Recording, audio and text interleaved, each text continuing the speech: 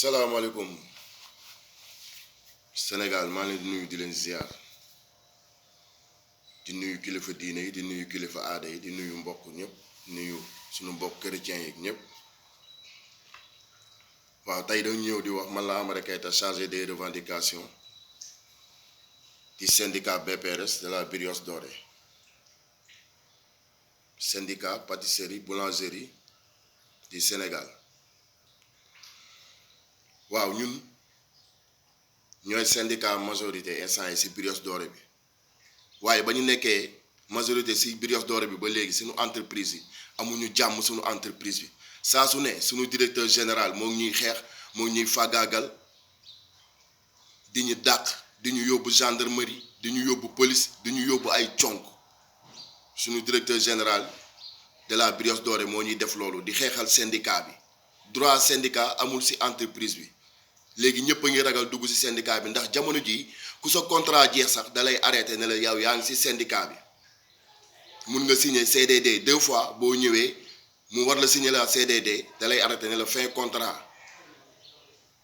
te CD yi nga war a signer mais dalay arrêté fin contrat ndax syndicat bi léegi nag ñëpp commencé di ragal mu am ñu mu jël tamit créer beneen syndicat boo xamante ni moom moo ko moom am ñu nekk ci moom. di liggéey di wër ci travailler di leen wax ñu jox leen xaalis jox leen oto ñu wër ci travailler di wax leen tout va bien ñun syndicat bi bu génnee def ay marche ñoom ñu ñëwaat woowaat journaliste yi ñoom ñëpp dañ leen di jox xaalis jox leen oto léegi ñun nag jooytu nañ ko fu ne woo nañ inspection du travail woo nañ ministre du travail président de la république ñoo ngi lay woo ndax ñun doomu réew mi lañu ñun ci réew mi lañu dëkk ñun am nañu doole. ñun mën nañu résister gaal yi bu defoon 1 mois ñun dañuy xam nañu ñun biir nañu leer comme ni ñuy waxee ñun duñ ci faatu bu dee suñu waxtu faatu jotuwul dañ koy résister bu dee coono la am nañu kàttan boobu mais déedéet kàttan boobu dañ koy liggéey fii suñu réew mais ñun ñoo ngi liggéey plus de 15 ans ay 13 ans 20 ans munoo am dara ci entreprise Brioche Dorée bi te ñëpp xam nañu Brioche Dorée bi Sénégal Brioche Dorée la ba Mbuur mais bénéfice bi du dal ci ñun xamuñu luy 13e mois man xawma ay luy prime de paiement dañ koy dégg rek te ay 10 ans maa ngi liggéey guddi di liggéey ay 12 heures de temps travailleurs yi ñoo ngi fii sonn di torox ci Brioche Dorée bi ñëpp a ngi bàyyi ñii di démissionné ba man damay dem di démissionné ñu téye ma ndax ñun maa ngi di revendiquer ñu ne ma Simba boo bàyyee fu ñu jëm te dara sottiwul ñu dugal préavis grève depuis le 4 septembre am suñu 11 points revendication jox ko ci taabal bi pour mu waxtaan ak ñun mu ne duñu woo faalewuñu du waxtaan ñun fu ñu neex nañ dem ndax dafa am ku fa nekk benn DRH suñu directeur des ressources humaines ñun directeur général ba muy dàq délégué yi pour néewal doole syndicat bi inspecteur bu nekkoon inspection du travail dam valider licencié délégué yooyu kooku la ñuy recruter indi ko suñu entreprise bi mu nekk fi DRH Cheikh Sène moo nekk DRH man lu may wax du ay waxantu dëgg laay wax billaahi wallaahi tallaahi sunu droit amuñu ko ci entreprise Brioche Dorée te ñun sonn nañu lan lañ ci mën wax bu ñu defee leneen injustice nañ ñuy jàpp tëj sunu njaboot ji gën a sonn di jaaxle mais ñu ragul ñun loolu nañuy bañ a tooñ mais ñun ñoo ñuy tooñ ñoo ngi woote wallu di nekk fii di yuuxu di marché ñun gënaluñu nañu jox lu ñu moom suñu droit moom lu mu moom na ko téye entreprise yi ñoo ko liggéey ba mu toll nii ñun mënuñu ci gis suñu bopp ñu nekk sama ginnaaw may waxal dafa bëri ministre du travail gëstu ñu Brioche Dorée léegi DRH bi ku wax mu yóbbu gendarmerie police man mi yóbbu nañ ma gendarmerie Foire ma dem gendarmerie def liggéeyam ñu bàyyi ma ñibbi keneen yóbbu nañ ko police tribunal ñu yóbbu leen conk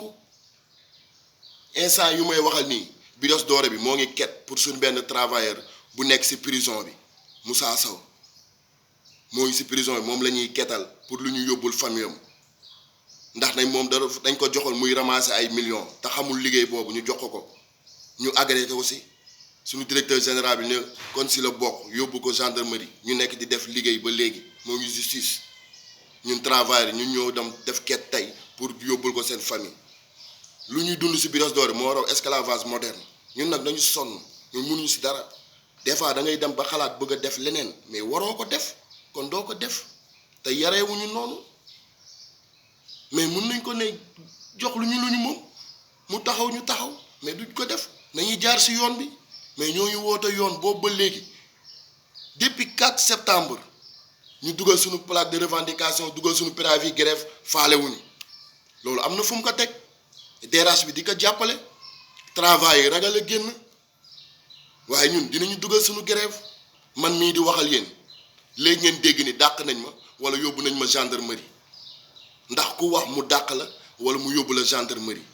loolu lu ñuy dund ci Brioche Dorée bi du ay sos billaahi du ay sos suñu IPM bi